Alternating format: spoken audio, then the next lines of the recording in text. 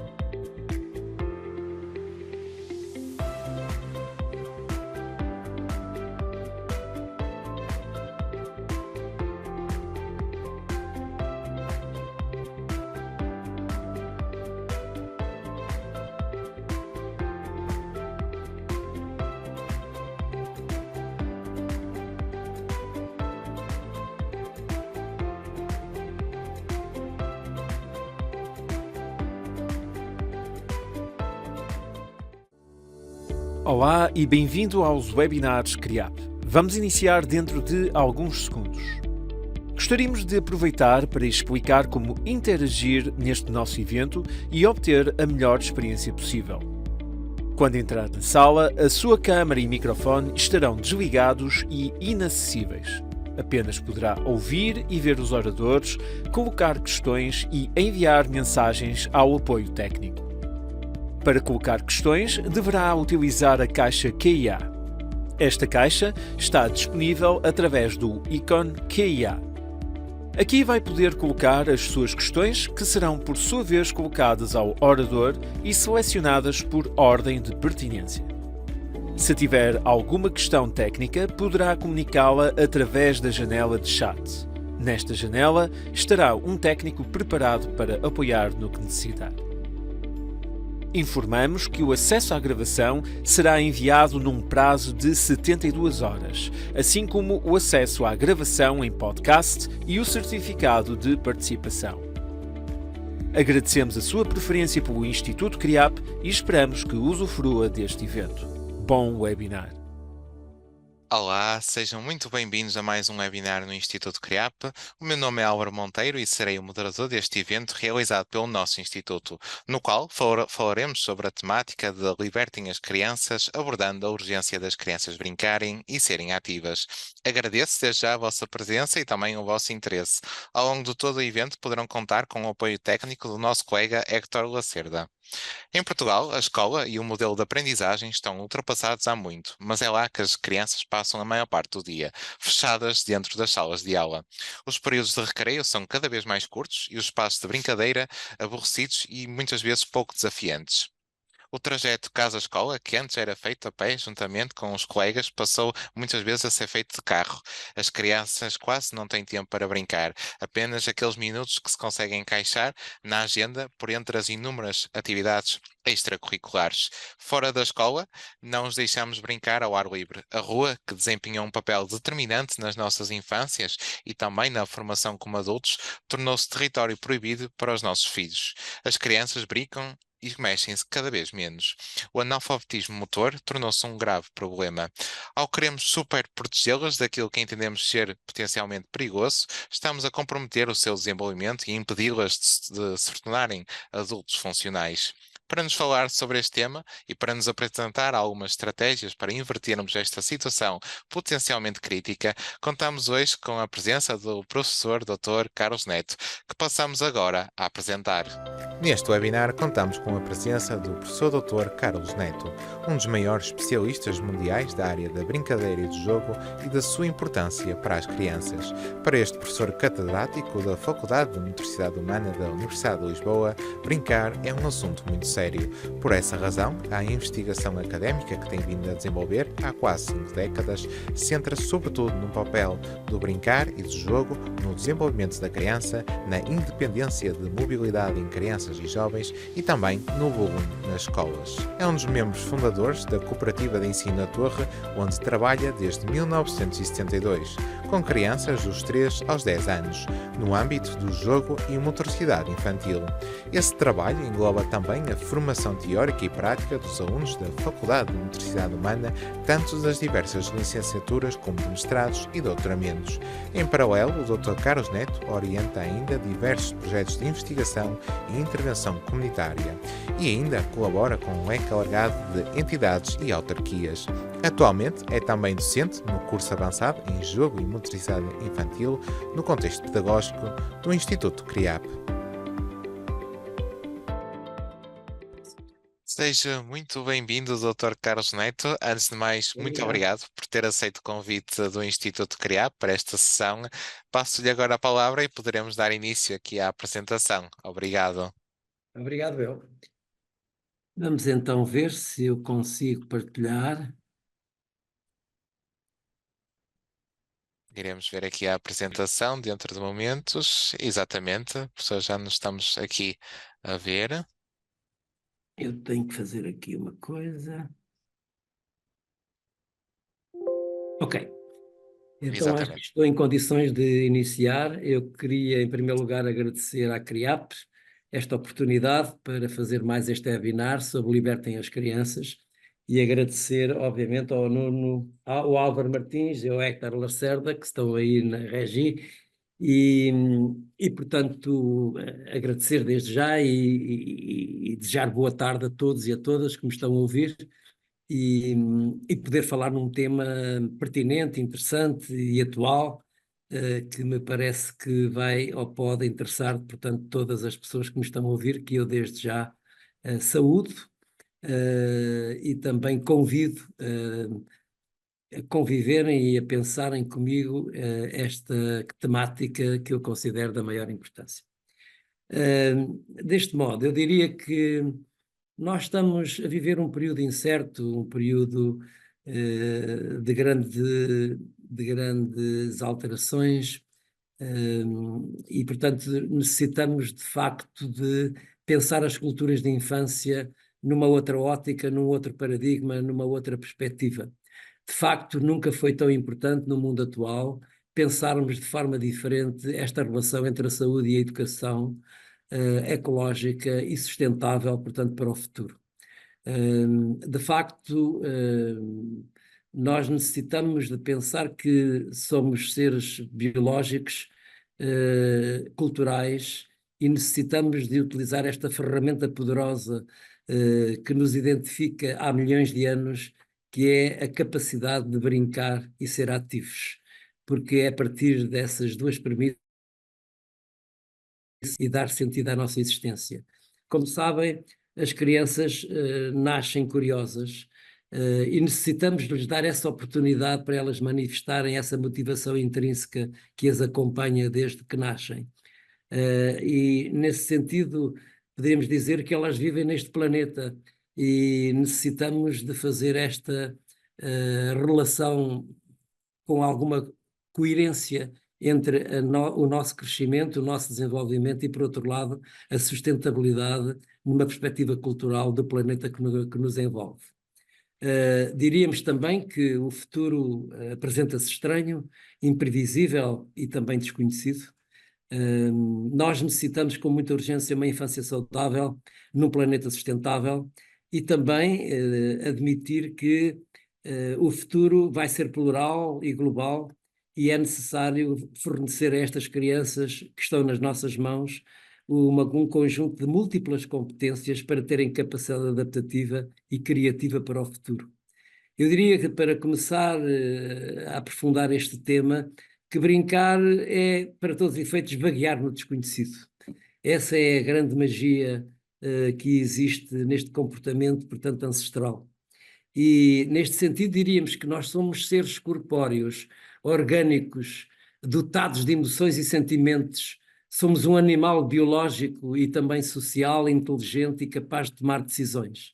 E, nesse sentido, devemos dar oportunidades para que, em função das diferentes diversidades de seres humanos que temos, dar essa possibilidade de cada um se poder exprimir. De facto, libertem as crianças significa, no mundo atual, sermos capazes de conseguir encontrar soluções para que as crianças deixem de estar tanto tempo sentadas, quietas, obedientes e também em silêncio e dependentes de ecrãs, que é uma nova praga que está a assolar a vida infantil e também a vida dos adultos, a vida do ser humano em geral. Libertar as crianças porque elas têm necessidade de brincar livremente, de terem tempo livre e não tempo completamente organizado, com agendas superlotadas. Também de correrem mais riscos, porque um bom desenvolvimento implica que uma infância seja vivida no confronto com o desconhecido, no confronto com o risco. Quem tem mais risco tem mais segurança. Quem não se confronta com o risco está mais propenso para o acidente. Também é fundamental desconstruir as agendas exageradas, estruturadas que as crianças têm numa formatação de uma vida completamente, portanto, estruturada, organizada. E acabar um pouco com esta superproteção patológica que estamos a assistir por parte dos adultos, quer ao nível das famílias, quer das escolas, quer da comunidade, em que acabamos por proteger demasiado as crianças, desprotegendo-as no seu desenvolvimento. Também o facto de assistirmos a uma situação que é absolutamente urgente, que é dar mais autonomia e mais mobilidade. As crianças precisam, para crescer, para se desenvolver, de serem elas mesmas protagonistas da sua própria conquista da autonomia e não apenas por uma supervisão completamente patológica e obsessiva de proteção. As crianças precisam também de participar em todos os contextos, no contexto familiar e no contexto escolar principalmente, e também no contexto comunitário, para elas poderem, de facto, ter voz, poderem ser ouvidas em função das suas ideias, das suas motivações e também das suas linguagens e da sua capacidade de leitura do mundo que as envolve. E, obviamente, que é necessário encontrar estratégias para eliminar e diminuir estes medos que assolam a cabeça dos adultos, no sentido de deixar que as crianças possam crescer e possam desenvolver-se. E acabar também, é uma forma de libertação das crianças, com esta iliteracia motora, lúdica, desportiva e artística que neste momento acontece praticamente em todos os contextos. Nós estamos a viver um momento de grande analfabetismo motor ao nível das crianças. Libertar as crianças significa, portanto, promover o seu desenvolvimento de uma forma em que o movimento, o brincar e o jogo sejam protagonistas essenciais para permitir que esta magia da nossa essência tenha lugar. Nós estamos a observar uma decadência deste Homo sapiens, a emergência de um homem, portanto, fabricado, um homem biónico, um homem robotizado, e temos que, neste momento, ser capazes de redescobrir esse Homo ludens que está dentro de nós. Porque brincar tem um profundo significado antropológico, porque permite sobrevivência, brincar é aprender a sobreviver, é pôr em prática essa ancestralidade de 5 milhões de anos que nos ajudou a sermos capazes portanto, de sobreviver a todas as situações adversas. E, por outro lado, o brincar, o jogo, é anterior à cultura. Portanto, o brincar sempre foi um comportamento que nos acompanhou ao longo da nossa existência. Por isso, de um ponto de vista filosófico, brincar é dar sentido à existência. é ser capazes de viver não na superficialidade, mas acima de tudo de descobrir a profundidade da nossa vida e daquilo que, como nos confrontamos. Também de um ponto de vista psicanalítico podemos dizer que brincar é procurar a busca de prazer. Brincar é de facto obter prazer, obter divertimento, obter capacidade de ter gozo na forma como o nosso corpo, em relação ao ambiente, se consegue reencontrar, ajustar e também adaptar. É também uma forma de ganhar segurança e ganhar autonomia. De um ponto de vista psicológico e social, é uma forma de dar a possibilidade de manifestação da motivação intrínseca, da capacidade de controlo e também da criação de uma representação mental das diferentes etapas e fases de desenvolvimento ao nível das primeiras idades. De um ponto de vista ecológico, será com certeza uma perspectiva de o brincar contribuir para a sustentabilidade, para a compreensão da diversidade e também da preservação do mundo que nos rodeia. E de um ponto de vista biológico, não podemos esquecer que brincar implica que nós possamos ser capazes de nos superar, ser capazes de expandir energia, de despender energia, porque somos biológicos, temos necessidade de um organismo que necessita de se mexer, de ser ativo e também de procurar capacidade adaptativa, como falava Darwin há 110 anos atrás. Somos, portanto, uma espécie animal culta, com capacidade de abstração e com capacidade de ter sentimentos e de emoções. O brincar é, portanto, altamente fundamental para podermos crescer com significado. E, nas palavras de um colega, um grande amigo, Jorge Bento, diríamos que jogar e brincar constitui o cenário mágico onde todas as gerações se encontram, onde todas as idades convivem, partilham e renovam a alegria e a vontade de viver. É também o princípio existencial e a categoria antropológica onde todas as culturas convergem. Um fenómeno universal e supratemporal, polissémico e polimórfico, de extensão da imaginação até ao infinito e de fruição gratuita do ócio. Um arquivo de memórias e de pontes entre o passado e o presente. Nesta área tão complexa e tão sortuda e trágica, joguemos e brinquemos contra o pasmo, o tédio, o negócio de existir sempre no fio da navalha. Esta reflexão é profunda e diz-nos muito daquilo que está a acontecer nos dias de hoje. Neste sentido, diria que nas últimas décadas observamos uma decadência muito grande do brincar e do jogo de atividade física, com grandes consequências que isto está a ter do ponto de vista de doenças no âmbito mais físico. Estou a falar de aumento do excesso de peso, da obesidade, da diabetes, doenças cardíacas, pulmonares, etc. Mas mais grave do que isso são o aumento significativo de desordens mentais, principalmente nos últimos 30, 40 anos, no que respeita ao aumento da ansiedade, da depressão, do déficit de atenção e hiperatividade, do stress e também de doenças relacionadas com sentimentos de suicídio que acontecem da adolescência para a idade adulta. Significa isto que nós, nas nossas gerações mais antigas, eu tenho 73 anos e ainda me recordo bem nas minhas memórias quando era criança, nós tínhamos de facto duas escolas, a escola principal, a escola obrigatória, e tínhamos uma outra escola que era a escola da rua, onde fazíamos verdadeiras aquisições. Todos nós temos memórias da nossa infância e todos nós temos experiências altamente significativas, muitas delas cruéis, muitas delas perigosas, mas essas experiências têm que ser feitas na infância e não mais tarde, porque quando se fazem mais tarde são mais perigosas. Vou apenas passar este filme para nos possamos recordar de algumas situações interessantes porque passámos, não é? Numa certa pobreza, obviamente,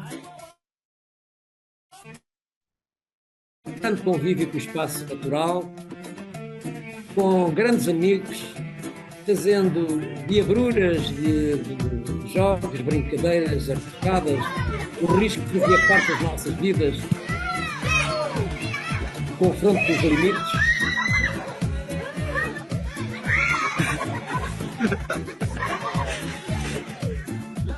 É um jogo de imitação dos adultos? O jogo de faz de conta? O brincar imitando os adultos? O jogo arriscado? Em situações naturais e em situações relacionadas com a comunidade? A descoberta da natureza? Os rios, castelos, as ruas. Vivíamos aprisionados, mas ao mesmo tempo vivíamos com um certo nível de liberdade. Liberdade de ação, liberdade de risco. Vivíamos muitas vezes sujos. Hoje as crianças vivem todas limpinhas. É de facto uma tragédia para as crianças que vivem no mundo atual. Fazíamos jogos e brincadeiras tradicionais que hoje estão em desaparecimento, estão em extinção. Como o brincar na rua, que hoje desapareceu. Olhamos para as cidades e não vemos crianças. Utilizávamos objetos, desperdícios, mas tínhamos gozo e prazer a fazer estas aventuras no meio da natureza. De facto, eram tempos absolutamente fundamentais. E o brincar e ser ativo é um comportamento que deve existir ao longo da vida. Gostava de vos convidar a pensar que brincar é uma atitude mental que nos deve acompanhar ao longo de toda a nossa existência. O brincar não se refere apenas às crianças, não se refere apenas a uma fase do desenvolvimento humano. O brincar deve estar presente desde o nascimento até à morte. Significa que o brincar acompanha-nos ao longo da vida. Quem não saber brincar morre mais cedo e vive, obviamente, com menos prazer. Portanto, gostava de vos convidar a adquirirem uma atitude lúdica no vosso cotidiano, na vossa existência, no sentido de darem mais sentido, mais gozo, mais prazer.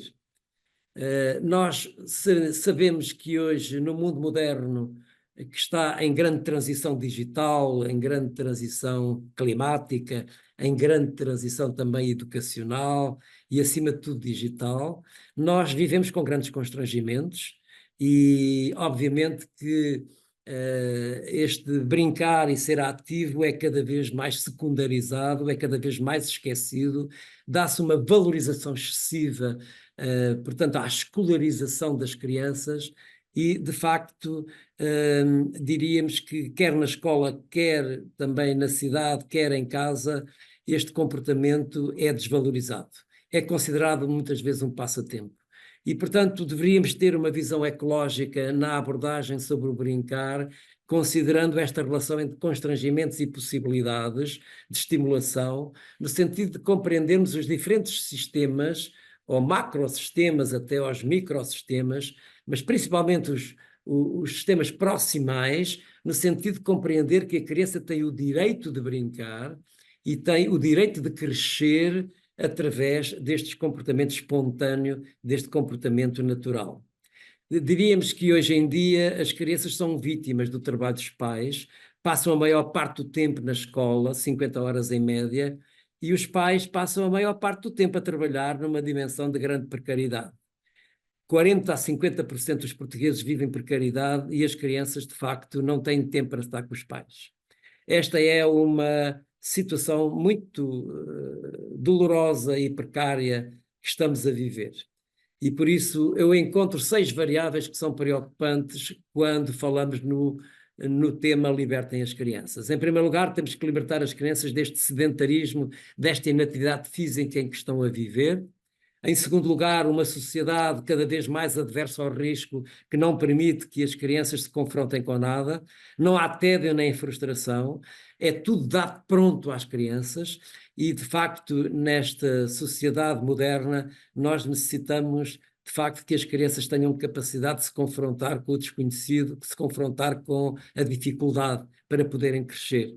Por outro lado, as crianças precisam de mais autonomia, vão de carro para a escola, veem a paisagem pelo vidro do automóvel, são transportadas, vivem numa situação que eu consideraria adversa e contraditória. Os pais querem que sejam gênios, mas andam agarrados pela mão, andam agarrados pela trela. Da mesma maneira como há um medo que está implementado em qualquer sítio, em qualquer lugar, em que as crianças não podem dar um passo e estão a ser completamente controladas, dominadas, aprisionadas, e, portanto, nós temos que as libertar. Para além disso, há também um déficit de contato com a natureza, portanto, enorme. As crianças já não têm contato com a natureza como deveriam ter, e falta-nos ainda que já existam boas experiências em Portugal e no mundo inteiro, mas necessitamos de políticas públicas mais ousadas, principalmente urbanas, para, de algum modo, devolver a cidade, as vilas, as aldeias, as ruas, as praças às crianças, para, de algum modo, elas voltarem a ser cidadãos ativos, cidadãos participativos e cidadãos com capacidade de assimilarem, no fundo, o envolvimento que as rodeia. Por isso, o que nós temos hoje é um cenário muito preocupante de uma grande iliteracia motora, de crianças que têm hoje uma intensidade de esforço muito baixa, com problemas na sua postura, na sua capacidade de equilíbrio, na sua coordenação motora, na sua capacidade de percepção espacial e temporal.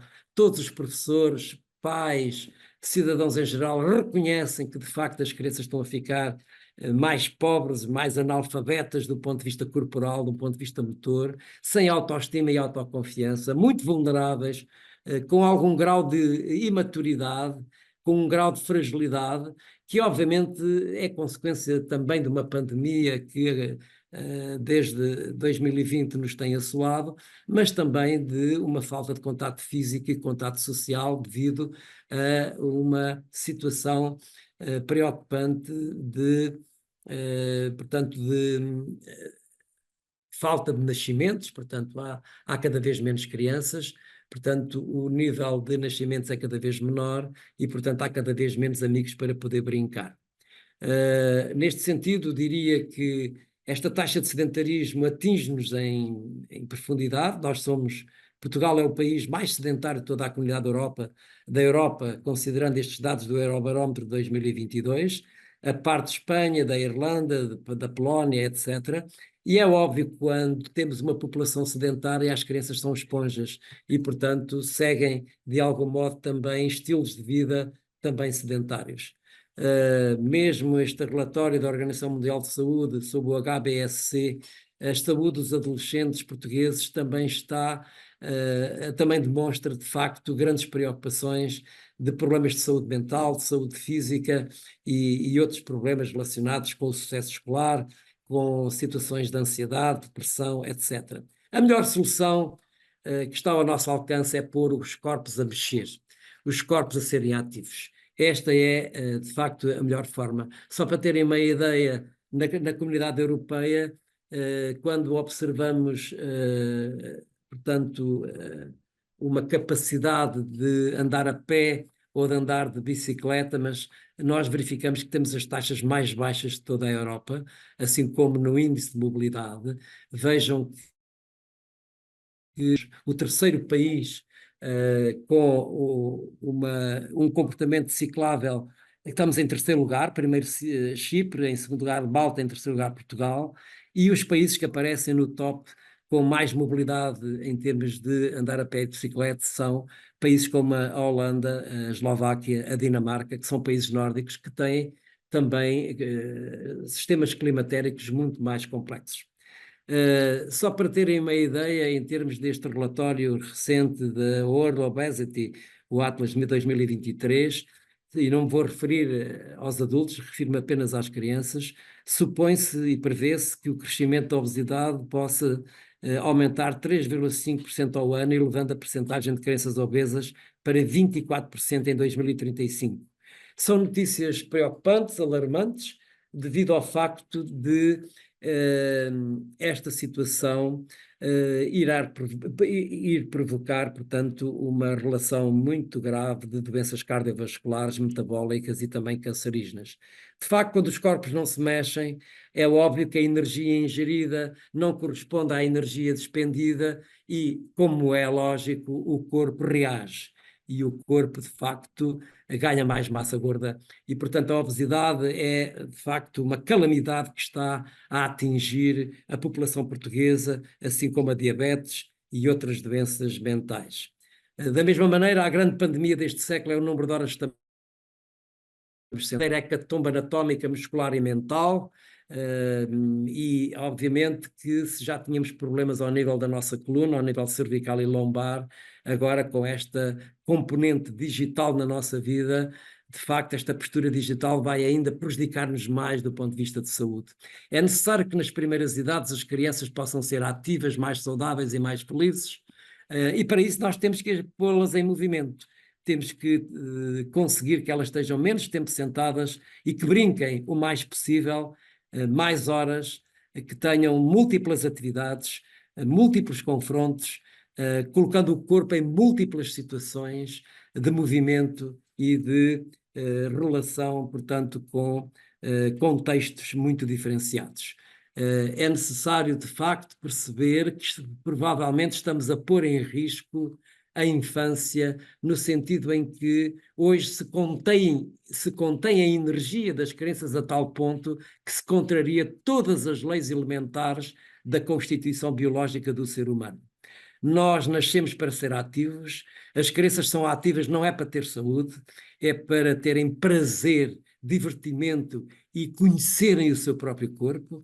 É necessário descobrir o corpo em múltiplas situações, descobrir o mundo através de um corpo que se coloca em diferentes posturas, em diferentes formas de movimento, mas hoje já não conseguimos tolerar as energias naturais das crianças, muitas vezes medicando as crianças de uma forma inapropriada ou inibindo e restringindo as suas oportunidades de tempo e de espaço para poderem brincar.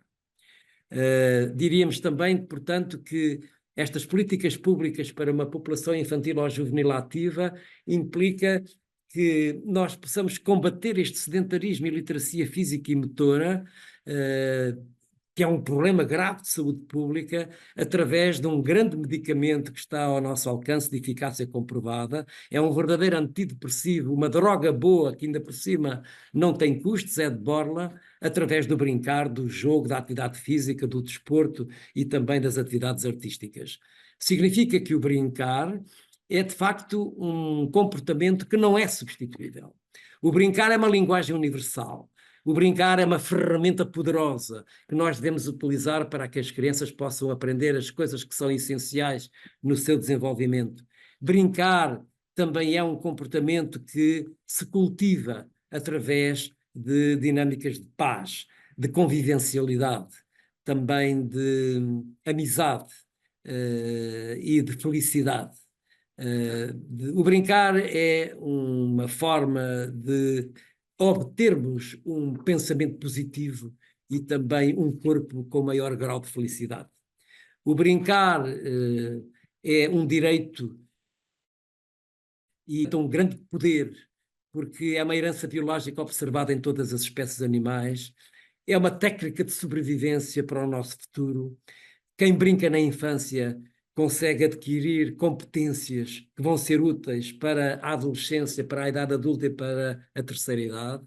É também uma forma de procurar margem de risco. Quanto mais se brinca, mais capacidade de confronto com o risco. A vida é um risco e, por isso, é um fenómeno integrante da nossa vida, na procura da nossa identidade. Quem não brinca não ganha identidade. Os estranhos tornam-se amigos, parceiros favoritos. Como sabemos pelas neurociências, ajuda a ativar o cérebro e também as dinâmicas funcionais, estimula também as relações entre percepção e ação. O corpo em movimento é o arquiteto do nosso cérebro e, portanto, há uma grande relação entre um corpo ativo e um cérebro pensante. E, portanto, sabe-se hoje pela investigação científica que mesmo em cativeiro é possível que os animais, como nós, possam aprender a compreender uma relação maior com o meio natural. E diríamos que, quando falamos em brincar, a cultura é passada através do brincar e do jogo. Esquemas lúdicos e formas de jogo passam de geração em geração, de adulto para criança e de criança para outras crianças. É também uma forma de habilidades motoras, cognitivas, sociais, desenvolvidas através de situações pedagógicas que utilizam o brincar e o jogo como meio educativo. É também uma forma de aprender a estruturar a linguagem, isto é, brinca-se com verbalizações e ao fazê-lo generaliza e adquire novas formas linguísticas. Quando as crianças brincam, aprendem conceitos básicos através de conceitos essenciais de um ponto de vista lógico-matemático, científico e também linguístico. Também sabemos que o empenhamento no brincar, no jogo, obriga o cérebro a melhorar os seus níveis de complexidade, assim como alteram e provocam mudanças na complexidade das operações mentais.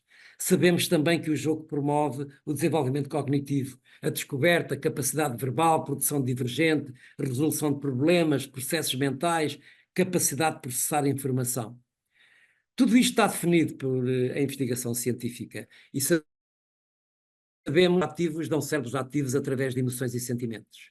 Por isso é necessário que, mesmo que tenhamos à porta a inteligência artificial, nós somos insubstituíveis porque somos seres humanos que necessitam de sentir, pensar de uma forma em que a relação humana é absolutamente fundamental. Por isso, nos primeiros anos de vida, o brincar é uma ferramenta poderosa porque, através do brincar, ele induz muitos efeitos positivos no cérebro e, através do corpo em movimento, isso representa uma ferramenta importante para influenciar o neurodesenvolvimento e moldar o cérebro adulto para reagir a desafios da vida. Nós necessitamos de, nas primeiras idades, poder dar oportunidades das crianças terem um desenvolvimento de facto aceitável, para que possam desenvolver esta plasticidade e esta amplitude neurológica que é essencial. Milhões de neurónios, milhões de células são mobilizadas se as crianças tiverem de facto experiências ativas. Nós sabemos que a maturidade cognitiva se vai fazendo ao longo do tempo, ao longo das diferentes fases de desenvolvimento, e sabe-se hoje que provavelmente o fim desta maturação só acontece mais tarde do que nós imaginávamos.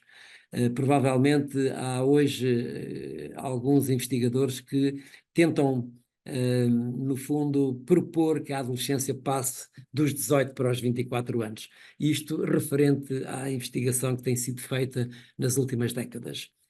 Sabemos também que o brincar é um direito, está plasmada na Convenção Internacional dos Direitos da Criança, principalmente o artigo 31º, que diz respeito ao direito ao brincar, ao lazer e ao tempo livre, e ao artigo 13º, que é o direito à participação, à possibilidade das crianças poderem exprimir as suas motivações intrínsecas e poderem colaborar, serem ouvidas, isto é, poderem participar, poderem ter influência, poderem ter audiência, poderem ter voz, poderem ter espaço para participarem em decisões que também lhes dizem respeito. As crianças não têm sindicatos, as crianças não votam, mas de facto deveriam ter a possibilidade de nós as podermos ouvir em todos os contextos, em casa, na escola e na comunidade. Significa que o brincar tem muitas vantagens, principalmente no desenvolvimento da cultura adaptativa, em termos emocionais, sociais, mentais e também físicos, na capacidade de cultura de sobrevivência. Quanto mais as crianças brincam, mais sobrevivência adquirem, também no confronto com a adversidade, resolvem problemas, na regulação emocional, que é um comportamento essencial, na autoconfiança e na relação social, na obtenção de competências motoras, emocionais e também cognitivas. Eu queria dizer-vos que o brincar não se ensina, mas através do brincar aprende-se. E este é o milagre que está, de facto, nas nossas mãos para libertar as crianças. E brincar não é brincar só com brinquedos. Brincar é brincar com o nosso corpo, é brincar com os materiais que estão ao nosso alcance, com os outros, com o espaço físico. Brincar é também brincar com coisas simples, com objetos simples que a natureza nos oferece. Brincar é uma atitude mental, como já disse, mas principalmente nas crianças elas conseguem obter narrativas poderosas, narrativas simbólicas muito profundas. E por isso estas 4 formas de brincar, o lutar, o perseguir e ser perseguido, que basicamente é um jogo de atividade física ancestral, também o jogo com os objetos, que desenvolvem esta relação tripartida entre a visão, a mão e os objetos, o jogo simbólico, o jogo de fazes de conta, que é um jogo absolutamente apaixonante de observar e também de intervir de um ponto de vista pedagógico ou terapêutico, mas também o jogo social, a relação com os outros. Tudo isto permite desenvolver o cérebro humano e uma grande contribuição para o nosso desenvolvimento. O brincar pode ser observado numa dimensão qualitativa no que diz respeito à sua intensidade lúdica. Eu tenho utilizado esta escala para observar as crianças quando estão em situação de brincadeira livre ou brincadeira orientada ou semi-estruturada. Em primeiro lugar, uma categoria fundamental que é a motivação intrínseca, em que nós podemos observar de que modo é que ela explora quando brinca, a duração do brincar, o nível de intensidade, o nível de prazer, o nível de persistência quando está a brincar. Há escalas, como a escala de Likert, é possível fazer uma observação detalhada dessa qualidade do brincar, mas também observar uma outra categoria que é o controle interno. Quando as crianças brincam, qual é o grau de intencionalidade, qual é o nível de estratégia que têm, qual é o nível de controlo, qual é o plano, qual é o grau de sucesso, mas também a categoria talvez mais espantosa, que é a suspensão da realidade. Quando as crianças brincam, suspendem-se, fogem da realidade para ir para um mundo que só elas sabem imaginar e também fantasiar, e nessa suspensão da realidade as crianças adquirem um grande grau de criatividade, também de complexidade, de simulação da realidade e, acima de tudo, uma grande extensão e dinâmica da sua imaginação. Se nós pudermos observar estas três grandes categorias, podemos perceber como o brincar é, de facto, um mundo absolutamente apaixonante de observação. E brincar é também confrontar-se com o risco. O risco, devo dizer-vos que não é só físico. Os pais estão sempre preocupados, as crianças chegam com os joelhos esfolados, ou com arranhões, ou com pequenas escoriações, mas isso é pouco importante. Fico mais preocupado quando uma criança tem uma mazela emocional do que propriamente ter os joelhos esfolados ou ter qualquer outro tipo de dano físico, ou ficar suja. Porque o risco também é mental, também é emocional, também é social e atualmente é digital. Hoje há pais que não estão preocupados com os perigos que entram pelos ecrãs dentro, mas ficam preocupados se a criança chega suja à casa ou se tem uma pedrinha dentro do bolso que trouxe portanto, do espaço exterior da escola, do recreio. É de facto lamentável esta cultura de medo que está instalada, principalmente ao nível da família e ao nível da escola.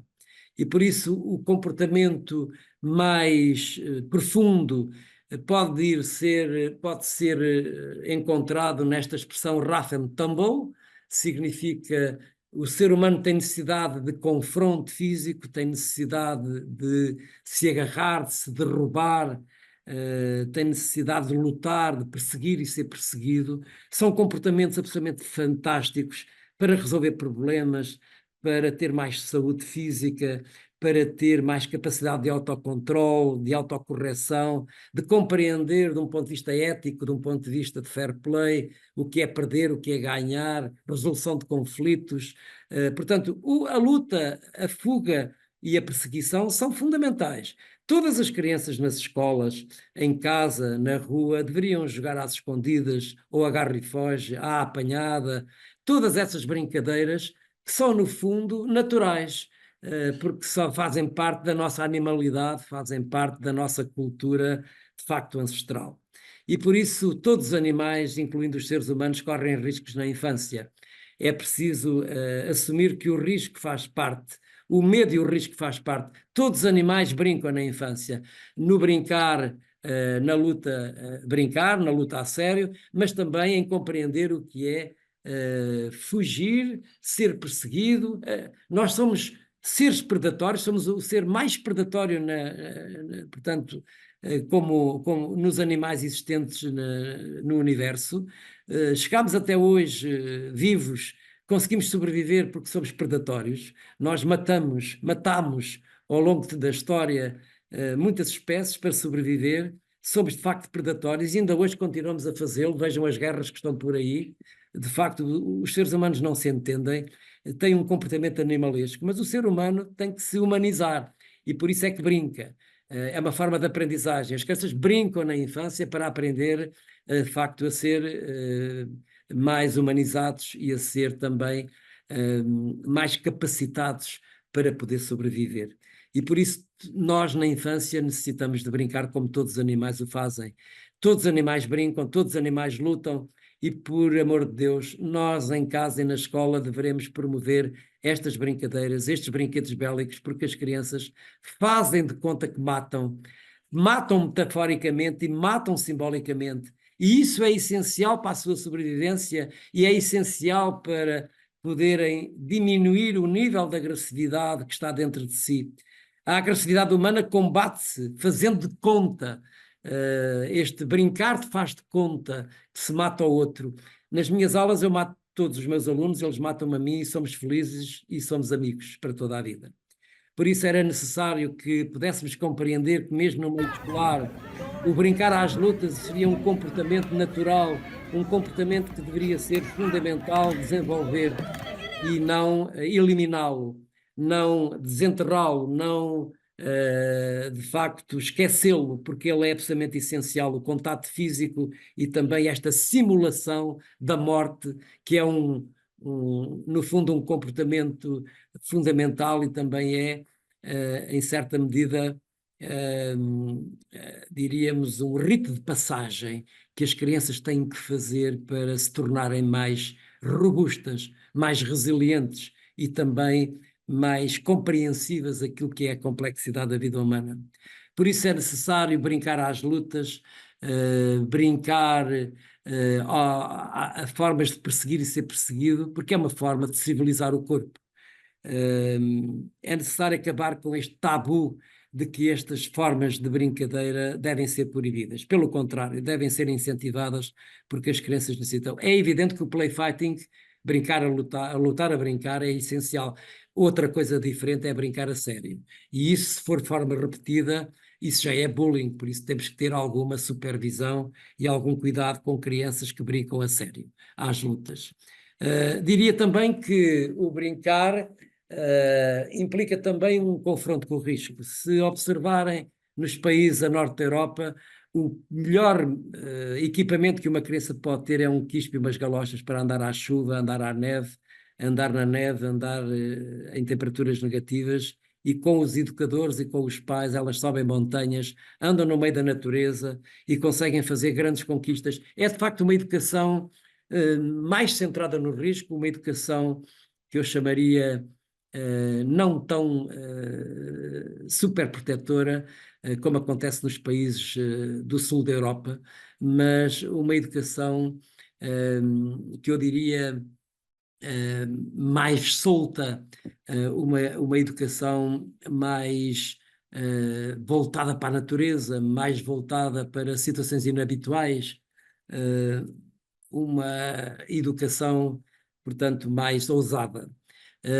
E por isso, em termos simbólicos, eu diria que a melhor expressão para falar sobre esta noção do risco é subir às árvores, porque subir à árvore é, de facto, uma conquista absolutamente fascinante. Subir às árvores é um comportamento que todos nós devíamos fazer no nosso dia-a-dia, porque era uma forma de nos encontrarmos com a nossa capacidade de ancestralidade, a nossa capacidade de concentração, a nossa capacidade também de observar os ruídos do silêncio, de contemplação, porque subir a árvore ajuda a desenvolver a força física, ajuda a desenvolver a concentração, reforça a autoconfiança e a autoestima, é uma ótima forma de desenvolver a motricidade, dá flexibilidade ao corpo e também à mente, ajuda a formar mais ligações neurais complexas, ajuda as crianças a resolver problemas, ajuda a criar uma melhor ligação com o próprio corpo, oferece experiências sensoriais riquíssimas, ajuda a criança a pensar por elas próprias e a ter confiança nas escolhas que fazem, ser capaz de ir ultrapassando as diferentes etapas de dificuldade ao subir à árvore, ajuda as crianças, de facto, a desenvolver uma lógica espacial e uma percepção visual, Nós, como animais, quando andávamos nas árvores, tínhamos uma visão do território. Hoje as crianças andam com os olhos voltados para o chão e, de facto, não vivem, de facto, o território, não têm percepção espacial. E subir às árvores é uma ótima forma de reforçar a mente e a vontade, a superação, ajudar a criar ligação com a natureza, ajudar a criar atitude resiliente, de se fortalecer o seu eu, de trabalhar a sua memória, desenvolver a sua capacidade de contemplação e escuta, porque não é só necessário mexer o corpo, é necessário também escutar o corpo, uma forma de testar limites do corpo em situações de risco, de ajudar a desenvolver a regulação emocional, solicitar impressões inconscientes da ancestralidade, brincar é ir buscar as memórias que estão neste primeiro cérebro reptiliano, que são as memórias da nossa ancestralidade. E também do ponto de vista do segundo cérebro, que é um cérebro paleomamífero responsável pelas emoções, e também do neocórtex, significa de um pensamento abstrato. Nós temos 3 camadas no nosso cérebro, somos o único animal que tem testa, por isso é que com testa tem essa capacidade absolutamente fantástica. E por isso somos capazes, com esta capacidade de abstração, de também enriquecer narrativas simbólicas, lúdicas e de fantasia. Somos o único animal que o consegue fazer. Portanto, subir à árvore é como se estivéssemos no altar. Brincar é, de facto, ter essa capacidade de subir aos céus, de subir às alturas, de ser capacidade de estar perto dos deuses. Brincar é, de facto, esta capacidade de confronto com o risco. Este era um parque escolar em 1900 numa escola escocesa, aliás, numa escola sueca. Reparem que hoje como é que estão os nossos espaços exteriores nas escolas. Uma verdadeira vergonha, uma verdadeira plastificação, uma verdadeira situação ascética em que tudo está previsto, tudo está controlado, tudo está, portanto, policiado. Hoje os espaços das escolas são, de algum modo, impedimentos das crianças poderem brincar livremente, numa grande parte dos casos. Claro que já temos boas experiências pedagógicas, já temos bons modelos pedagógicos em muitas escolas, há escolas que já estão a trabalhar muito bem, mas numa grande parte dos casos, o recreio, chamado recreio, espaço exterior da escola, é, de facto, terra de ninguém, onde as crianças têm cada vez menos tempo para brincar e, por outro lado, está tudo previsto em termos de segurança e em termos de formatação.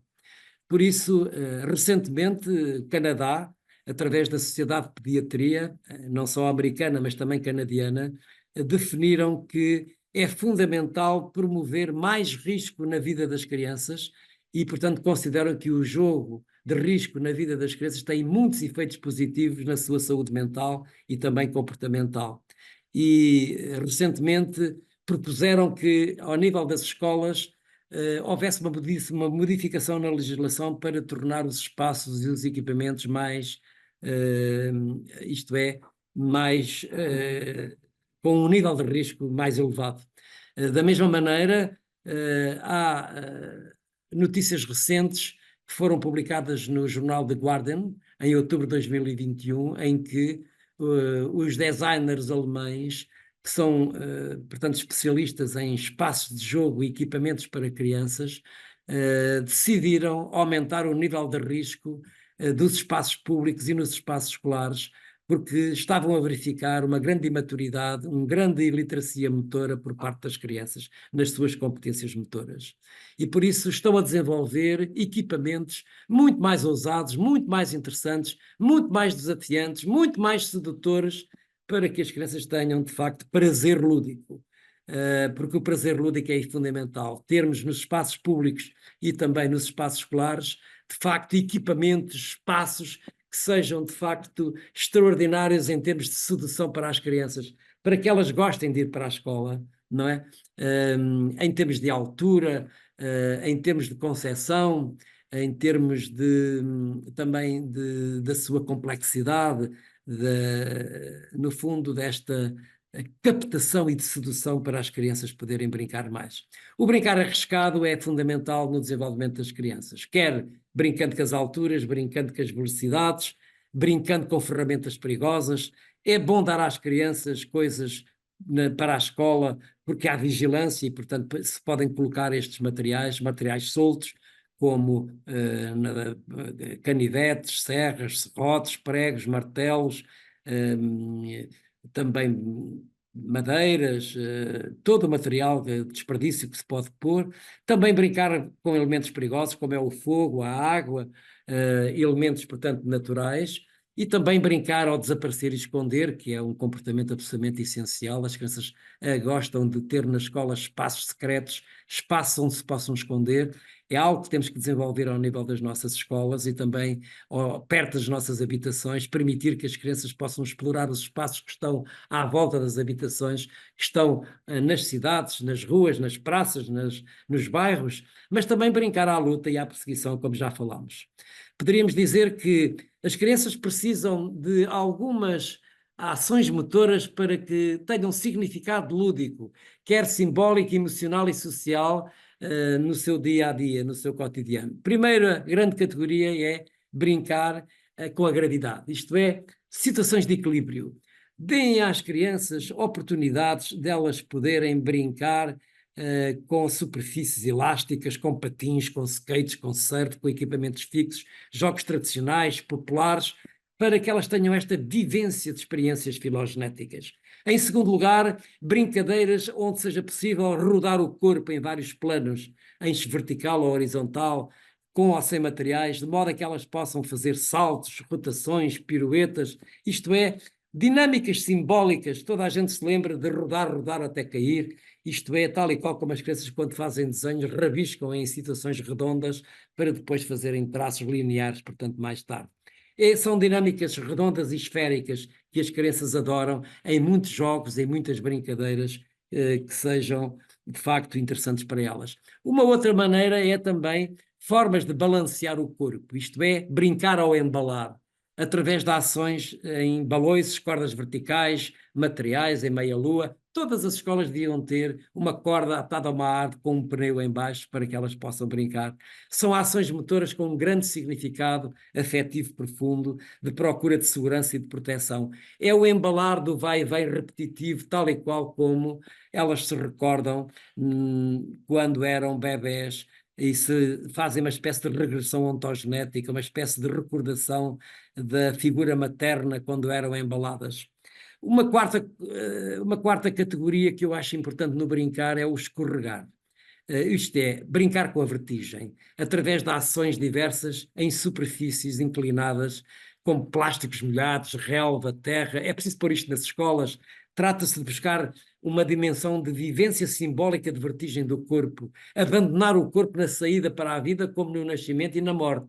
Nós nascemos de um tubo vertiginoso e viscoso, da mesma maneira como se sabe que, ou pelo menos pensa-se que se sabe, que na morte nós também vamos entrar num orifício que é provavelmente mais interessante do que no nascimento.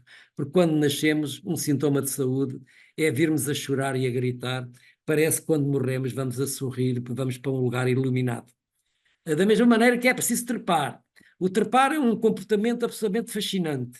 Um comportamento de brincar nas alturas, de subir e descer superfícies verticais, como cordas, árvores, paredes, escaladas, equipamentos, que permitam que nós possamos alcançar o desejo de estar no céu, ou próximo dele, estar perante o infinito, subindo e testando o nosso inconsciente desejo que a humanidade perdeu ao longo da sua história, testando o risco de forma controlada.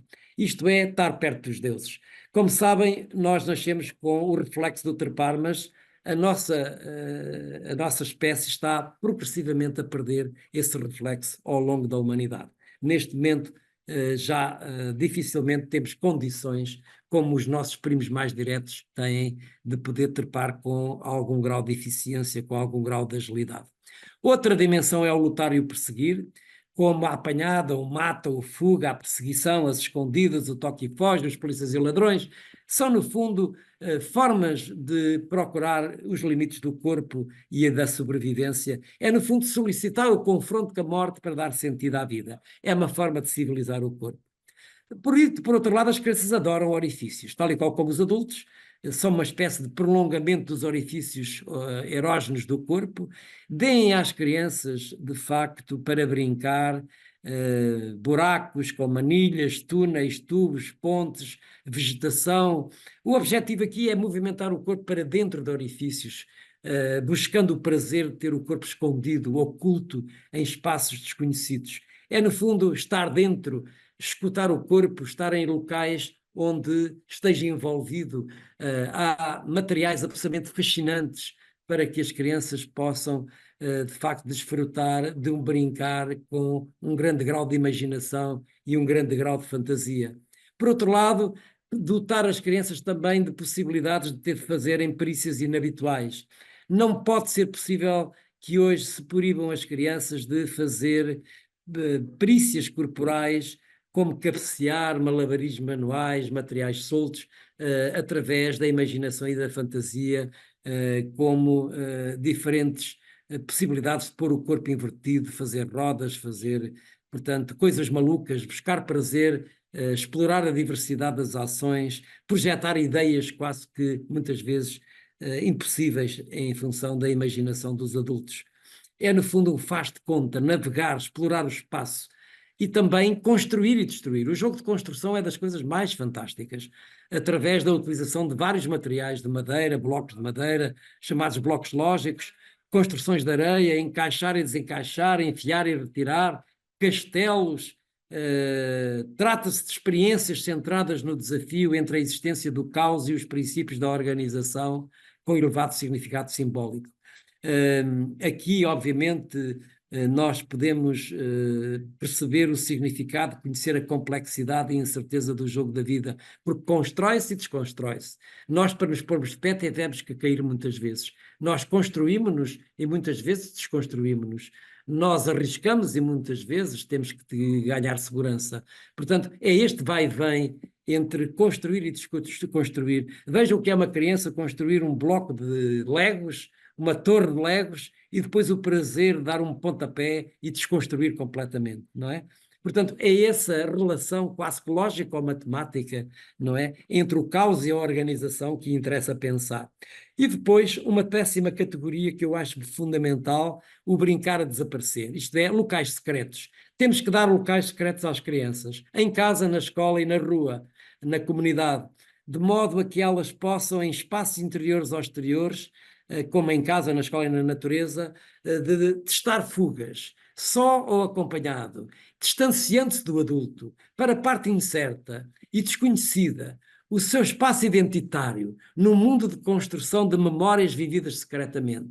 São brincadeiras, formas de jogo, formas de libertar as crianças de estarem sempre controladas, de estarem sempre super protegidas, para que elas tenham oportunidades de fugir da realidade, de desaparecer, guardar segredo, silenciar o corpo, estar em locais onde os adultos não as vejam, estar em locais onde os adultos não as controlem, estarem em locais onde possam, de facto, distanciar-se e poder, de facto, confrontar-se com o desconhecido, confrontar-se com o incerto, confrontar-se com o inesperado. Brincar é isso.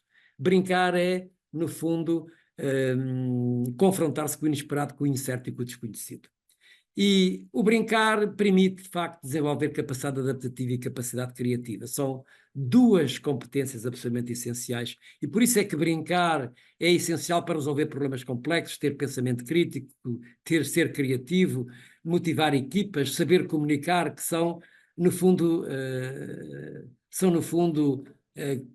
comportamentos que são essenciais para este século XXI que estamos a viver e para um futuro cada vez mais incerto. Nós necessitamos de criar contextos desafiantes, quer em espaços interiores, quer em espaços exteriores. Eu trabalho há 52 anos com crianças e devo dizer que estou sempre a aprender com elas. Todas as gerações que passaram por mim são diferentes. Hoje temos crianças, de facto, mais pobres na sua capacidade de brincar. Muitas delas até já nem sabem brincar. Ao contrário do que acontecia há décadas atrás. E por isso é preciso criar, construir materiais naturais, mas também materiais construídos, onde o brincar livre, o brincar semi-estruturado e o brincar estruturado possam ter lugar para permitir que as crianças tenham acesso. Hoje temos um grande problema que são estas crianças filhos do telemóvel, não é? Hoje é muito fácil entregar um telemóvel ou um smartphone ou um iPad a uma criança, mas depois ficamos com a impressão de que elas ficam demasiadamente penalizadas porque ficam dependentes, ficam demasiadamente viciadas, portanto, ao longo do seu desenvolvimento. Vivemos, portanto, uma contradição entre uma cultura digital e uma cultura motora. Nós hoje temos crianças que vivem apenas o corpo na ponta dos dedos. De facto, o brincar da rua desapareceu, está em vias de extinção. Hoje passeiam-se mais os cães que as crianças ficam no sofá e precisamos de alterar esta situação porque não há consciência adulta do mal que estamos a fazer, principalmente até à puberdade e principalmente até aos 5 anos de idade, em que as crianças estão a ser bombardeadas de um ponto de vista sensorial e perceptivo ao nível do seu cérebro, porque falta amplitude neurológica por não existir oportunidades de elas fazerem outras experiências. Portanto, é necessário que possamos compreender que estes dispositivos digitais podem ser muito nocivos no desenvolvimento da criança. Eles vieram para ficar, obviamente, não podemos ignorar essas novas tecnologias que estão à nossa volta, estamos completamente encharcados dessas novas tecnologias, mas é preciso compreender que a presença física determina efeitos químicos, relacionais, psicológicos e fisiológicos que as relações virtuais ou digitais não proporcionam. De facto, o nosso cérebro muda na presença de outra pessoa e do seu comportamento. Por isso, a relação com os outros, a relação de facto humana é absolutamente fundamental, é imprescindível, não é substituível. Podemos ter muitos dispositivos digitais, a informação vem de todo lado. Vivemos hoje completamente conectados, mas vivemos numa certa solidão. E depois da pandemia, isso ainda foi pior. E, portanto, não podemos viver conectados por relações à distância, por namoros à distância, por uma educação remota. Nós hoje necessitamos da presença física, do contato físico, da relação humana, das relações emocionais, dos sentimentos, das emoções. Isso é absolutamente essencial. Não podemos esquecê-lo. E por isso, como diz muito bem o nosso cardeal Tolentino de Mendonça, passamos pelas coisas sem as habitar, falamos com os outros sem os ouvir, juntamos informação que nunca chegamos a aprofundar, tudo transita num galope ruidoso, veemente e efêmero. Na verdade, a velocidade com que vivemos impede-nos de viver. Vivemos na superficialidade, vivemos numa cultura TikTok. Temos que ter uma relação mais profunda, ter uma capacidade mental, cultural, de aprofundarmos os problemas, a nossa existência. A nossa existência é muito curta e vale a pena vivê-la em profundidade. E por isso temos de estar com atenção a todas estas dinâmicas que estão a acontecer em pleno século XXI e no futuro, com a chegada destes novos dispositivos digitais. Gostava de sugerir que pudessem ler este livro, A Fábrica dos Cretinos Digitais, Os Perigos dos Ecrãs para os Nossos Filhos. É um livro fascinante, escrito por Michel Desmourget, um grande neurocientista, em que nos veio mostrar que as crianças hoje estão por esta violência invisível, que é, obviamente, de uma forma interesseira, construída por grandes agências financeiras e grandes empresas multinacionais tecnológicas que promovem a sedução digital através de narrativas simbólicas muito poderosas. Sabemos que, principalmente nas primeiras idades, isto tem efeitos, pode ter efeitos negativos na linguagem, na memória, na concentração, nas perturbações do sono, na interação social, na organização familiar, também no sedentarismo, na atividade física, no tempo para brincar, no contato físico e no confronto com o risco, no contato com a natureza, na autonomia e na mobilidade, sabemos que aumenta os riscos na saúde física e mental e também tem interferência, obviamente, do sucesso académico. Nós temos vindo a verificar várias notícias nos órgãos de comunicação social sobre a utilização destes dispositivos digitais. Hoje sabemos que escrever à mão aumenta a conectividade cerebral mais do que o teclado. Sabemos que os neurocientistas estão preocupados em relação aos ecrãs recreativos, porque estão a fabricar gerações menos inteligentes. Sabemos também que cria dependência de ecrãs, principalmente das redes sociais, na internet, e muitas vezes provoca síndromes de abstinência, tal como acontece o consumo compulsivo de álcool e drogas ilícitas. O uso descontrolado dos ecrãs e da internet pode ter efeitos perigosos para a saúde dos dependentes.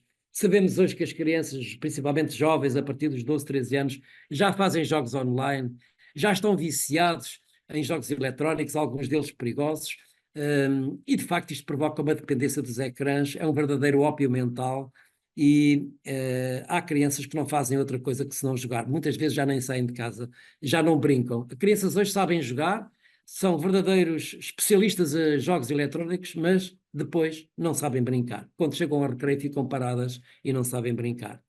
Portanto, muitos países estão a ter uma atenção sobre isto, baseados em investigação, há muita investigação ainda a fazer. Recentemente o Reino Unido proibiu os telemóveis nas escolas. Em Portugal esta decisão está, como sabem, nas mãos dos agrupamentos escolares e nos diretores das escolas. Algumas escolas já tomaram decisões, umas proibiram, outras não proibiram. Pessoalmente, eu não estou totalmente de acordo com a proibição. Fruto proibido é o mais apetecido. Nós devemos com as crianças e jovens, estabelecer regras de utilização destes novos dispositivos digitais. Porque, de facto, as crianças têm que participar nessas decisões. Não se pode proibir numa perspectiva top-down.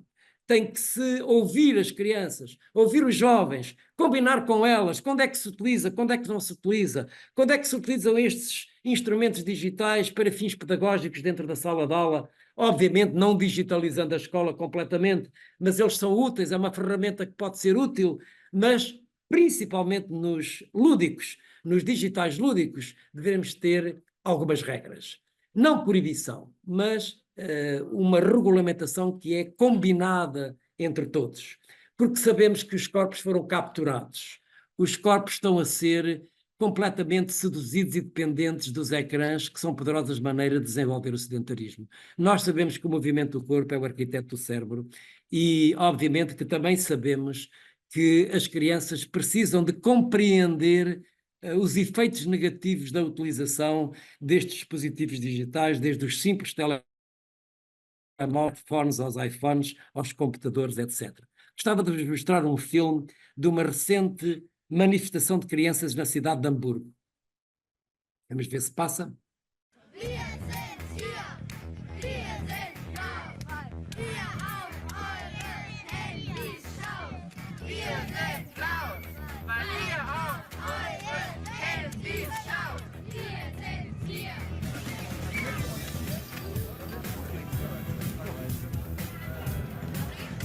Ich wünsche mir, dass nach der Demo viele Leute darauf achten, dass sie nicht mehr so viel aufs Handy gucken.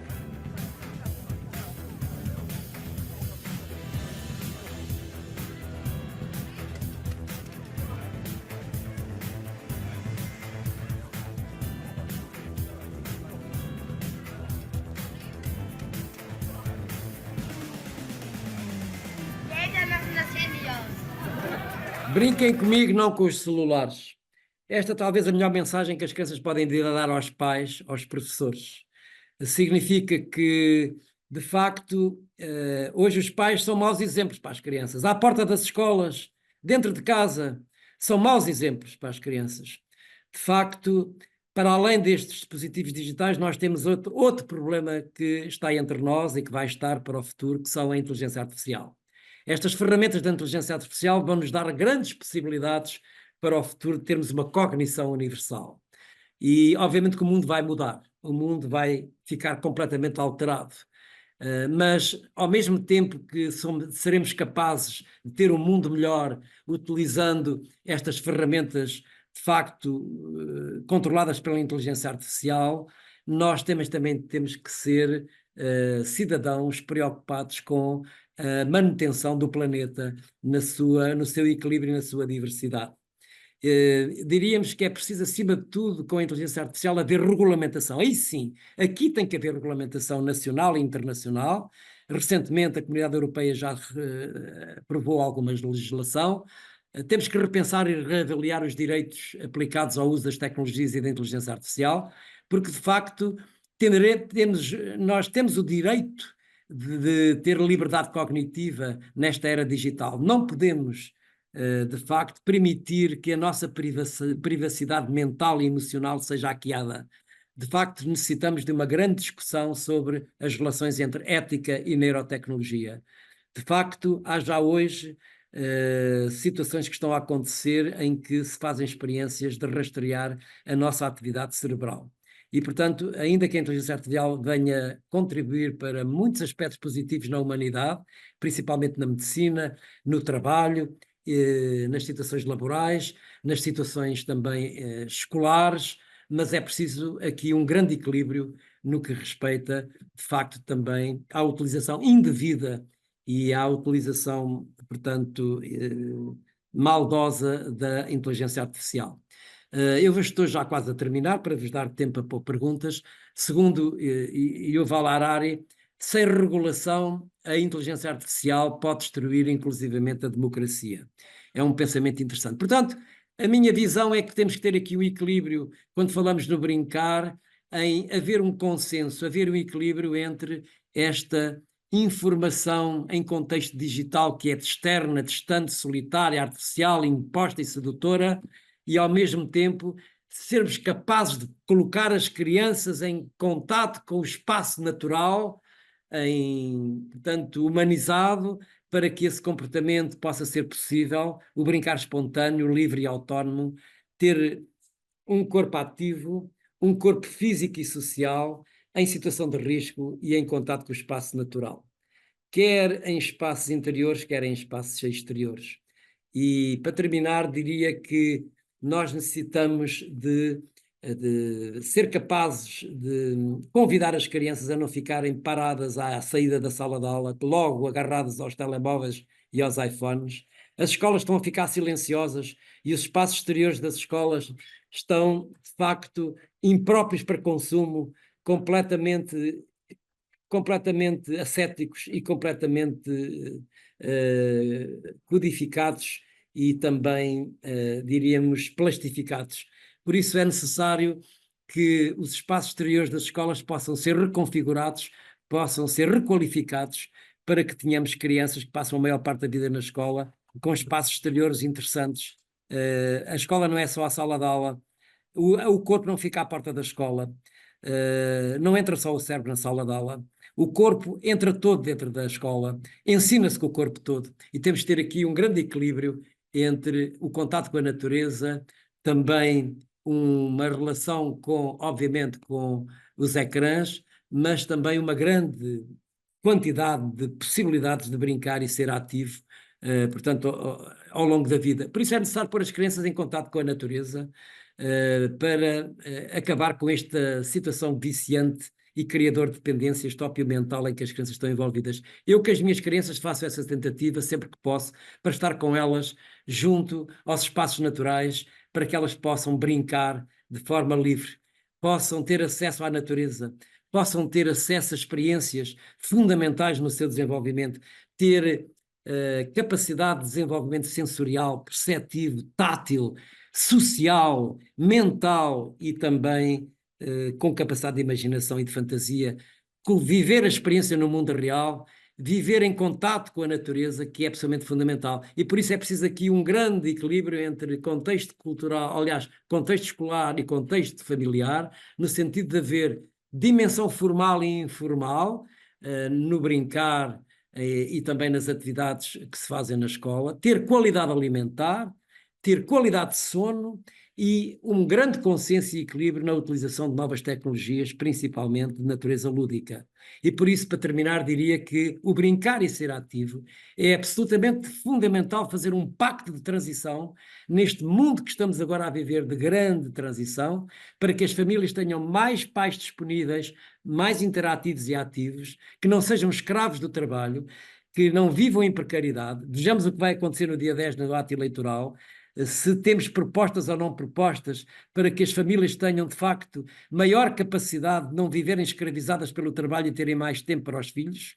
de termos uma escola que pense um novo paradigma para a educação e que não faça essa dicotomia entre sala de aula e recreio, isso é um disparate nas primeiras idades, que possa redesenhar e também repensar um novo modelo de aprendizagem e ensino, não focada apenas na avaliação, mas focada na aprendizagem. Nós não podemos ter uma escola que só pensa em testes atrás de testes, rankings atrás de rankings, médias atrás de médias para entrar no ensino superior. As crianças na escola têm que ser formadas para serem pessoas, para serem exploradoras, pesquisadoras, para termos um novo paradigma para a escola e termos uma comunidade, um poder local que possa dar às crianças possibilidades de brincar na rua, brincar na cidade, passear na cidade, brincar em família, poder de facto usufruir do espaço público com políticas públicas ousadas, como muitas cidades já estão a fazer no mundo inteiro, inclusive em Portugal, que já temos alguns bons exemplos. Eu queria pedir desculpa, temos ainda 10 minutos para fazer perguntas. A minha comunicação tinha o dobro dos slides, mas vou ficar por aqui no sentido de convidar-vos para sermos capazes todos em conjunto de dar mais liberdade às crianças, libertar as crianças das prisões em que vivem, dar mais espaços para elas brincarem mais, espaços principalmente naturalizados e humanizados, para que elas possam, de facto, ter possibilidades de fazer experiências interessantes. Isto é uma escola que acabámos de inaugurar em Cascais, onde elas tenham possibilidades de ter materiais para brincar livremente, e poder, de facto, ter escolas interessantes, espaços interessantes para poderem, de facto, brincar de forma adequada e ousada. Ok? Só para terminar, na escola não entra só o cérebro, entra o corpo todo. E por isso era assim que eu gostaria de terminar. Muito obrigado. Muito obrigado, Dr. Carlos Neto, por esta apresentação, pelos dados, pela realidade que nos fez chegar através desta apresentação e também aqui da vivência que foi que estes anos de experiência. Professor, eu neste seguimento gostaria de destacar aqui algumas questões nestes últimos minutos então aqui da nossa sessão. Nós temos aqui bastantes questões, mas eu iria selecionar aqui algumas. Começaria aqui com a participante Soraya que me coloca aqui. E em relação aos ecrãs a nível do ambiente escolar, no meu caso, tive que mudar a minha filha de escola ao fim de 5 meses porque me apercebi que passavam no mínimo 2 horas diárias a ver filmes da Disney ou outros filmes na escola. Crianças de pré-escolar não tinham sequer a oportunidade de brincar livremente no exterior da escola. A solução que arranjaram foi manter a minha filha numa sala sozinha à parte, enquanto os outros meninos assistiam aos filmes. Sei que a problemática dos ecrãs está muito ligada, ligam muito aos pais, e quando essa problemática existe também nas escolas. A Soraya tem toda a razão, principalmente nas primeiras idades e nos primeiros níveis de escolaridade, utiliza-se com frequência pôr a televisão para ver filmes sem supervisão, porque as crianças chegam à escola, quer no princípio, quer no fim, e esses dispositivos digitais lúdicos deviam ser erradicados das escolas e oferecer condições não só de pessoal, isto é, portanto, de recursos humanos, mas também de espaços adequados, de modo a que as crianças estivessem a brincar verdadeiramente de forma natural e espontânea com os outros, em vez de estarem sentadas quietas a olhar de uma forma depressiva para um ecrã que vomita um conjunto de, muitas vezes, de coisas até muito interessantes do ponto de vista de filmes, mas podem, muitas vezes, quando fazemos esta relação de equilíbrio entre brincar livre e estar frente ao ecrã, é preferível, obviamente, nestas idades, que as crianças tenham o mínimo possível, ou mesmo, até aos 5 anos, não ser de facto possível utilizar esses dispositivos. Muito menos na escola, quanto mais em casa. Claro. Aqui outra questão da participante Raquel. Que respostas podemos dar? Não seria importante mudar a visão do ensino? Será que o facto de termos escolarizado também a pré-primária não ajuda a que não haja este espaço também dedicado para o brincar? Essa é uma pergunta muito importante e também, eu diria, pertinente e atual. De facto, no momento em que se legalizou na escolaridade obrigatória o ensino pré-escolar, obviamente que as expectativas parentais passaram logo a ser baseadas em que as crianças têm que aprender a ler, escrever e contar logo a partir dos 4, 5 anos de idade. Significa que esse é um disparate completo. Nós sabemos que, de um ponto de vista maturidade cognitiva, as crianças, obviamente, aprendem a ler brincando, aprendem a escrever brincando, aprendem as aquisições lógico-matemáticas através do brincar. Esses conceitos básicos fazem-se de forma lúdica, não se fazem de uma forma, portanto, escolástica, e, de facto, hoje temos um grande problema, que é a existência da escola só existe para aprender coisas que os adultos entendem que são úteis, para que as crianças aprendam à pressa, de qualquer forma efetivo, numa espécie de laboratório de aprendizagem para prepará-las para testes atrás de testes para entrar na universidade. É esse o único objetivo da escola. Por isso é que temos que desconstruir a escola, um novo paradigma, um novo modelo. Gostava que todos lessem um documento que é, portanto, o relatório da Unesco, onde vem propor um novo modelo de educação para a educação para os anos 50, em que temos que desconstruir imensa coisa. E uma delas é desconstruir a sala de aula. E uma delas é desconstruir essa ideia de que a escola só serve para aprender conteúdos e competências e conhecimentos que servem para as médias para entrar no ensino superior. Eu acho que deveríamos ser capazes de libertar os educadores de infância, os professores do primeiro ciclo, segundo ciclo, terceiro ciclo, ensino secundário, da aprisionamento que é os pré-requisitos da entrada da universidade, para lhes dar liberdade para estarem com as crianças e aprenderem outras coisas muito mais úteis, muito mais interessantes. Porque não se aprende só na escola, aprende-se em qualquer lugar e também com toda a gente. Dizia-me nestes dias uma criança de 12 anos que o que gostaria de ter na escola era um motor de um avião para montar e desmontar, e não estar a aprender coisas inúteis e aprender coisas repetitivas, coisas que apenas apelam à memória para pôr nos testes, em que todos aprendem ao mesmo tempo, à mesma hora, no mesmo ciclo, e os testes são todos iguais para todos. É um disparate. Portanto, estamos em pleno século XXI e continuamos com uma escola que já tem 200 anos. Exatamente, Dr. Carlos Neto. Aqui só um comentário aqui da participante Alexandra. Dr. Carlos Neto, como docente há 3 décadas e confirmando o que realmente nos apresenta neste webinar, o que me aflige é o porquê dessa noção não ser trabalhada pelo próprio sistema de ensino e pelo próprio sistema educacional. As crianças têm uma carga letiva exagerada num programa curricular extenso e demasiado exigente para as diversas faixas etárias, com períodos de intervalo muitas vezes quase inexistentes, sem tempo útil para necessidades físicas, quanto mais as lúdicas. Isto é realmente uma realidade. É outra pergunta fundamental. Nós temos currículos intensos e extensos, temos uma escola a tempo inteiro, temos uma hiperescolarização, e, portanto, eu penso que temos que mudar rapidamente de rumo, porque isso é resultado da lei laboral que temos, porque os pais têm que trabalhar, vivem em precariedade, têm que sobreviver, e, portanto, as crianças estão na escola todo o tempo, e teve que se inventar uma coisa chamada atividades de enriquecimento curricular, teve que se inventar uma coisa chamada CAPs, Centros de Apoio à Família, teve que se inventar uma coisa chamada ATLs, que são atrapalhação de tempos livres, teve que se inventar, portanto, atividades atrás de atividades, escolas atrás de escolas, porque, de facto, os pais vão entregar as crianças à escola às 7 da manhã e vão buscá-las às 7 da noite, e, portanto, ao contrário do que acontece em outros países da Europa, às 3 da tarde todas as crianças estão cá fora e todas as crianças estão no meio da natureza a brincar e a conviver com os pais. Portanto, é um problema político, é um problema social, é um problema cultural, mas é, acima de tudo, um problema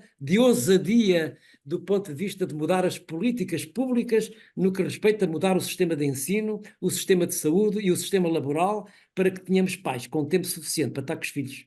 Essa é, do meu ponto de vista, a questão central para não desvalorizarmos o brincar, para não esquecermos o brincar, para não considerar que o brincar é inútil, que o brincar, de facto, é um comportamento de segunda escolha, é um comportamento secundarizado. É verdadeiramente lamentável que, ao observar a leitura de todos os programas do leque partidário que temos, ninguém fala nestes problemas. Ninguém fala sobre estes assuntos, porque, de facto, ninguém tem coragem para enfrentar, de facto, o gravíssimo problema que temos de iliteracia lúdica, iliteracia motora, que, no fundo, depois contribui para um problema grave de saúde pública. Porque hoje fala-se da doença, mas não se fala na prevenção da saúde. E, de facto, o brincar é a melhor garantia para a prevenção da saúde mental, da saúde física, emocional e social. Quando a classe política perceber este assunto, que é a Unesco, as Nações Unidas, a Unicef e outras organizações têm vindo a demonstrar que o brincar, o ser ativo, o fazer atividade física é absolutamente essencial na nossa sobrevivência e, acima de tudo, na saúde mental, na saúde física. Professor, muito obrigado. Então, aqui outra questão que era da participante Sandra, dentro ainda da área das brincadeiras, quando faço grupos, portanto com crianças, tornam-se muito competitivos e as dinâmicas perdem o sentido do brincar. Sugere alguma forma de controlar, digamos, a questão da competitividade? A vida é uma competição, a vida é um risco e é uma competição. As crianças têm que aprender a ganhar e a perder. Eu disse durante a minha comunicação que o grande problema hoje da educação em Portugal, numa grande parte dos casos, não são todos, e felizmente, é que as crianças não têm tédio nem frustração. Significa que as crianças têm tudo pronto, não é? Tudo pronto. Não vivem com nenhuma frustração. E as crianças têm que aprender a perder, têm que aprender a competir, têm que aprender a lutar, têm que aprender a ser amigas, têm que aprender a ter fair play, têm que aprender... Esses comportamentos não podem ser ignorados. Isto é, as crianças de facto têm que jogar, brincar. Agora, evidentemente, quando se passa de uma brincadeira para uma perspectiva de um jogo já com regras, em que tem cooperação e tem oposição, isso tem muitos aspectos positivos. E alguns aspectos negativos deve haver uma vigilância adulta no sentido de dar um sentido educacional, quer na família, quer na escola, de que o jogo de competição, o jogo de cooperação tem o mesmo nível de importância. As crianças têm que aprender a perder, têm que aprender a ganhar, têm que ser capazes de superar e ser capazes de viver essa frustração e também viver esse tédio. Isso é absolutamente essencial. As crianças não podem, de facto, viver completamente formatadas, completamente limpinhas, completamente isoladas daquilo que é o mundo real. O mundo real é que vivemos numa grande competição. Veja-se as guerras que estão por aí, no mundo inteiro. De facto, provavelmente, os responsáveis por essas guerras não brincaram na infância, porque se tivessem brincado na infância e se tivessem brincado ao faz de conta, se tivessem brincado às guerras, não faziam estas guerras. Não sei se foi claro. Sim, sim. Professor, aqui uma outra questão daqui da participante Ângela, que pergunta como garantir ao nível da escola a segurança física da criança, permitindo todo tipo de brincadeiras, como por exemplo subir às árvores. No contexto escolar atual, não é? É difícil porque se acontecesse alguma situação, os pais super protetores não aceitam nem que saiam magoados ou sujos. Como gerir isso enquanto no papel de educadores, professores e até diretores de escola?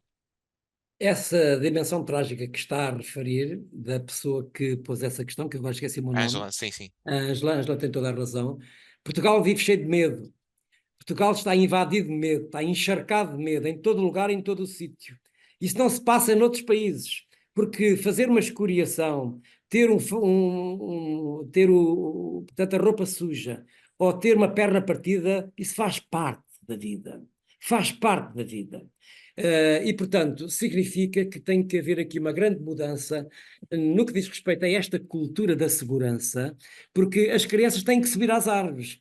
Não pode acontecer haver regulamentos nas escolas que proíbam as crianças de subir às árvores. Não pode haver regulamentos que proíbam as crianças de fazer essas atividades um pouco mais perigosas, de maior risco. Os pais deveriam ser eles próprios ir buscar nas suas memórias que eles próprios também fizeram essas brincadeiras e que isso foi muito útil para as crianças, para o seu desenvolvimento.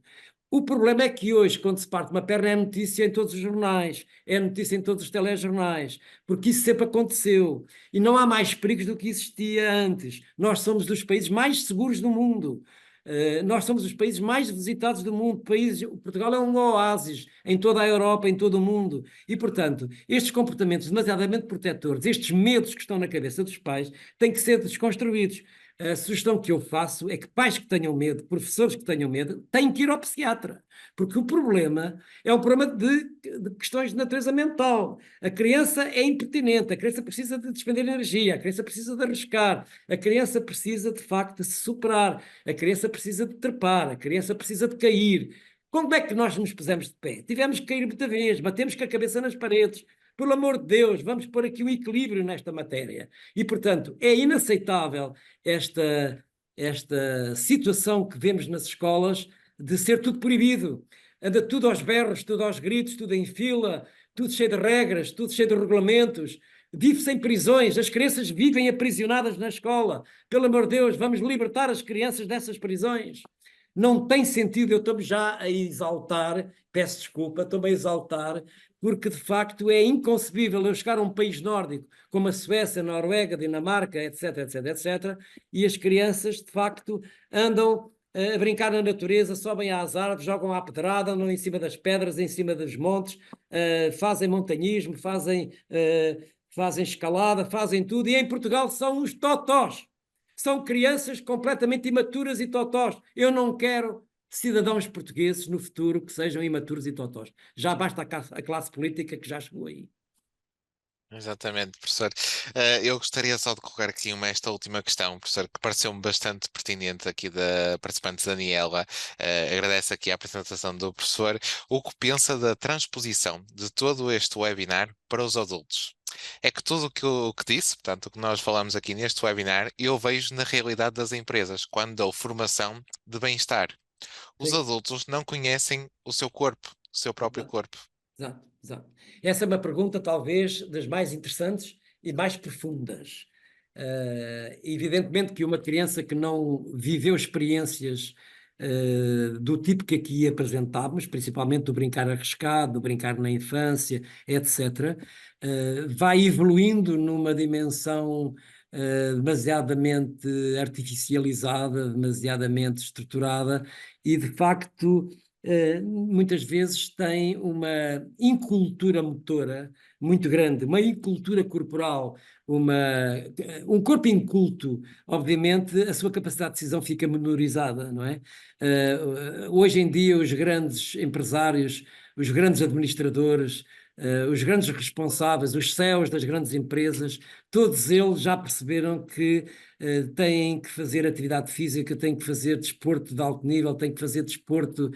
Há muitos deles fazem, portanto, atividades de grande risco, sobem montanhas, andam no meio, fazem paraquedismo, para curar depressões, para se confrontarem. O corpo que se confronta com o risco ao mais alto nível, aquele que se confronta com a morte, dá mais sentido à existência, dá mais sentido à vida, por isso tem mais capacidade de tomada de decisão. Quem tem mais capacidade de tomada de decisão é quem mais conhece o seu próprio corpo.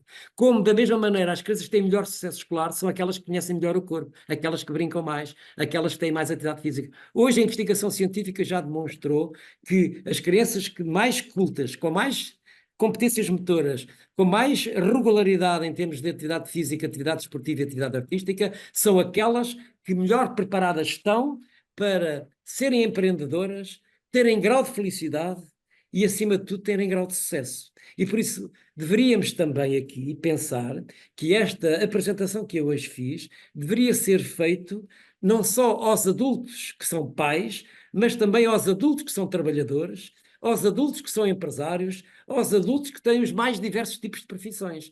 Porque o brincar não se situa especificamente na infância. O brincar é uma atitude mental, como eu disse, que nos acompanha ao longo de toda a vida.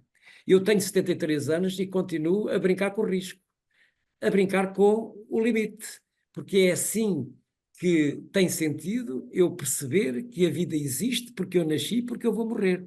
Portanto, e ter consciência da morte é ter maior capacidade de encontrar dentro do seu próprio corpo resiliência e ter capacidade de descobrir dentro de si próprio mecanismos absolutamente fantásticos. E eu vi isso em crianças que vivem em situação de guerra, crianças que vivem em situação de violência, crianças que vivem em situação de fome, crianças que vivem em situação de falta de afeto, em situações limites de seres humanos que viveram essas experiências. Nós percebemos que elas têm muito mais depois capacidade, quando têm oportunidades de brincar, de se superarem e de serem capazes de ultrapassar os limites quase impossíveis. Brincar é testar o impossível. Esta nunca tinha pensado, mas brincar é testar o impossível. Exatamente. Professor, eu gostaria de ficar muito mais tempo e certamente teríamos aqui bastantes questões. Realmente o tempo já ultrapassamos aqui o tempo previsto. Nós chegamos assim ao fim deste webinar. Antes de terminar, gostaria de agradecer a todos os participantes presentes, em especial ao Dr. Carlos Neto por ter partilhado aqui o seu conhecimento e experiência.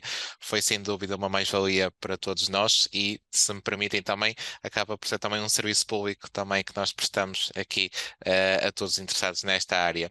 Eu quero ainda aproveitar para informar que nos próximos 3 dias a gravação deste webinar e o seu certificado de participação serão disponibilizados via e-mail a todos os participantes inscritos que o solicitaram, tanto aqui na sala Zoom como também no canal de YouTube, e agradeço desde já a imensa participação. Dr. Carlos Neto, eu passo só a palavra exatamente, só para fazer aqui uma pequena despedida. Álvaro, queria de facto agradecer à CRIAP e queria agradecer a todos aqueles que estiveram a participar neste webinar, o facto de me terem ouvido. Teria mais 2 horas para falar neste tema. A minha apresentação estava preparada para isso, mas de facto eu estendi-me em algumas fases. Mas dizer que vamos ter outras oportunidades para nos encontrarmos e para fazer uma reflexão mais aprofundada. As perguntas que aqui foram colocadas foram muito pertinentes e elas referem bem qual foi o sentido e a missão e o objetivo da minha comunicação. Por amor de Deus, todos nós que aqui estivemos presentes, vamos fazer um esforço para nos libertarmos a nós próprios, para depois, em seguida, sermos capazes de libertar as crianças. Porque se não libertarmos a nós próprios, na nossa própria existência, não seremos capazes de libertar as crianças do aprisionamento em que vivem.